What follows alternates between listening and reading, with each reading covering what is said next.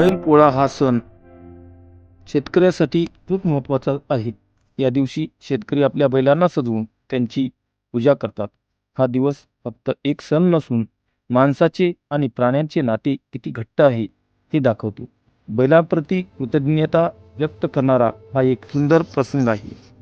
वसमत तालुक्यातील मोजे सरोळा ह्या गावातील सदन शेतकरी शिवाजी भगवानराव कांबळे यांनी बैलपोळ्याच्या निमित्ताने त्यांच्या बैलांची आपल्या परिवारासोबत पूजा केली.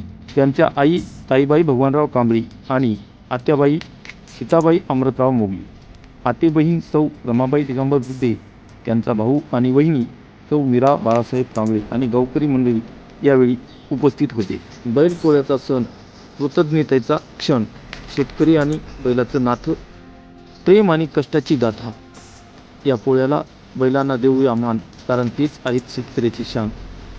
बैलपोळा म्हणजे बैलांप्रतीची कृतज्ञता जोपासूया हे सुंदर नातं. बैलपोळ्याच्या सणाला शेतकरी बैलांना सजवतो. आयुष्यभर सोबत देणाऱ्या या सोबत्याला तो मान देतो. वर्षभर शेतात कष्ट करतो, उन्हातानाची त्याला पर्वा नाही. बैलपोळ्याला त्याचा सत्कार, खऱ्या अर्थाने तोच शेतकरी राजा आहे.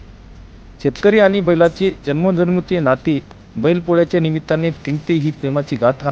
आजचा दिवस त्यांच्यासाठी ज्यांनी शेती सुफळ केली त्या बैलांच्या कष्टाची आज पोळ्याच्या रूपाने फळ मिळाली.